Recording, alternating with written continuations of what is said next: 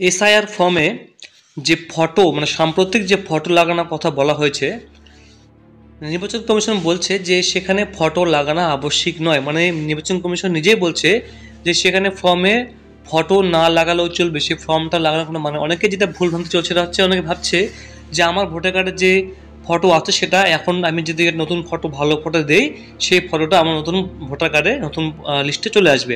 এটা কিন্তু কখনোই নয় বন্ধুরা। এইরকম কিন্তু কোনো রকম আপডেট, কোনো নোটিশ কিছু দেওয়া হয়নি, বলা হয়নি যে এসআইআর ফর্মে যে নতুন যে আপনি ফটো দিচ্ছেন সেই ফটোটা আপনার পরবর্তীতে ভোটার কার্ডে আসবে। এটা কিন্তু ভুল। এই ফটো দেওয়ার সাথে কোনো সম্পর্ক নেই।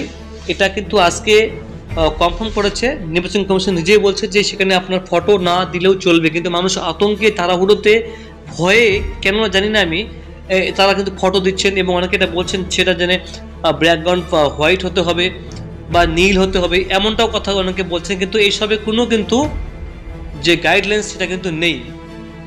কিছুক্ষণ আগেই এখানে দেখবেন নির্বাচন কমিশন থেকে বলা হচ্ছে গণনা ফর্ম কিভাবে জমা করতে পারবেন। ভোটার নিজের গণনা ফর্ম পূরণ করে সই করে বিএলওর কাছে জমা করতে পারবেন। এবং দ্বিতীয় বলছে যে ভোটার নিজে অস্থায়ীভাবে বাইরে থাকলে পরিবারের প্রাপ্তবয়স্ক সদস্য ফর্ম পূরণ করে ভোটারের সাথে তার সম্পর্ক লিখে সই করে বিএলও কাছে, মানে আপনি কারো হয়েও কিন্তু এই এসআইআর ফর্ম জমা করতে পারেন তারও অবর্তমানে। এবার দেখুন, এসআইআর ফর্মে ছবি আবশ্যিক নয় বলছে নির্বাচন কমিশনই। ভোটার তালিকার স্পেশাল ইন্টেনসিভ রিভিশন শুরু হয়ে গেছে। গত এক সপ্তাহ ধরে চলছে ইনোভেশন ফর্ম বিলি। সোমবার রাত পর্যন্ত প্রায় 6 কোটি ফর্ম বাড়ি বাড়ি বিলি করা হয়েছে বলে নির্বাচন কমিশন সূত্রে খবর। আমাদের পশ্চিমবাংলায় প্রায় 10 কোটির বেশি মানুষ রয়েছে, এর মধ্যে প্রায় 6 কোটি দেওয়া হয়ে গেছে। ফর্মের একেবারে উপরের ছাপা রয়েছে ভোটারের ছবি, পাশে একটি বক্সে সাম্প্রতিককালের এক কপি পাসপোর্ট ছবি ছাড়ার কথা বলা হয়েছে। তাই স্টুডিওতে যাওয়ার জন্য হুড়োহুড়ি পড়েছে আম জনতার মধ্যে। জল্পনা চলছে ছবির ব্যাকগ্রাউন্ড হতে হবে সাদা রঙের, কিন্তু এই ধারণা সম্পূর্ণ ভুল। যেটা আমি সবাইকে বলছি যে ছবির ব্যাকগ্রাউন্ড সাদা হতে হবে, নীল হতে হবে, কালো হতে হবে, এমনটা কোনো রকম কোনো কথা বলেন, যেটা আমি আগের থেকে বন্ধুরা বলছি যে কোনোভাবেই কিন্তু ছবির ব্যাকগ্রাউন্ড নিয়ে কোনো কথা বলা হয়নি। ছবির ব্যাকগ্রাউন্ড কী রঙের হবে সেটা কিন্তু বলা হয়নি। এই ধারণা সম্পূর্ণ বলে এই তথ্যটা, এই গুজবটা কে রটিয়েছে সেটা কিন্তু এখনও পর্যন্ত জানা যাচ্ছে না যে কাদের মধ্যে কথাটা প্রথম হয়েছে। তো ফটো দেওয়ার ব্যাপারটা তো আমার একটা মনে হচ্ছিল যে অনেকে যেটা বলছেন যে ফটো দিলে সে ফটোটা পরবর্তীতে ভোটার কার্ডে চলে আসবে, এটাও কিন্তু ভুল ধারণা।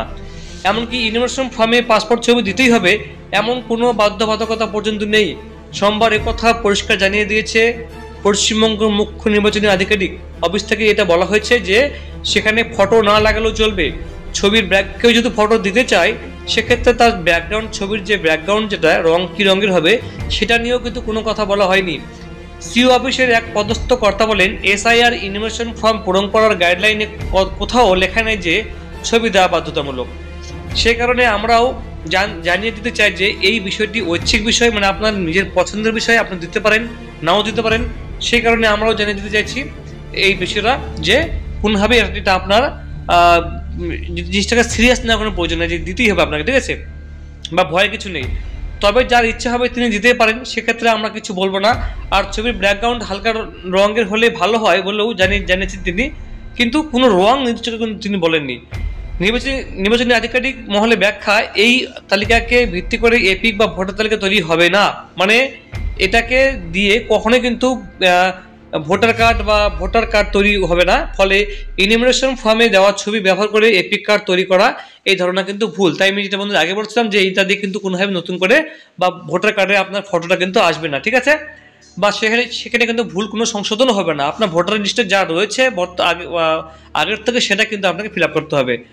বাড়িতে ইনোভেশন ফর্ম আসতেই 2002 সালে এসআইআর তালিকায় নিজের নাম গোজা শুরু করেছে বঙ্গবাসী। আর তা করতে গিয়েই চক্ষু চরক গাছ হচ্ছে শয়ে শয়ে মানুষের, কারণ 2002-এর তালিকায় রয়েছে বহু ভুল ভ্রান্তি। কোথাও নামের বানান ভুল, তো কোথাও বদলে গেছে পদবি, কোথাও এমনকি বহু ক্ষেত্রে স্বামীর জায়গায় স্ত্রী কিংবা স্ত্রীর জায়গায় স্বামীর নাম রয়েছে। এই নিয়ে কমিশনের কাছে উপচে পড়ছে অভিযোগের পাহাড়, বাড়ছে আতঙ্ক। কারণ আধার কার্ডের সঙ্গে ভোটার কার্ডের নামের বানানে কোনো মিল নেই বহু মানুষের। তাদের মধ্যে অনেকে কর্মসূত্রে ভিন রাজ্যে কিংবা ভিন দেশের বাসিন্দা, দুই কার্ডের মিল না থাকায় অনলাইনে ইনোভেশন ফর্ম পূরণ করতে পারছে না তারা।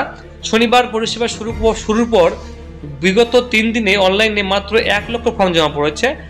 প্রশাসনিক মহলের মতে বর্তমান ডিজিটাল ইন্ডিয়ার যুগে এই সংখ্যা আরও অনেক বেশি হওয়া উচিত ছিল।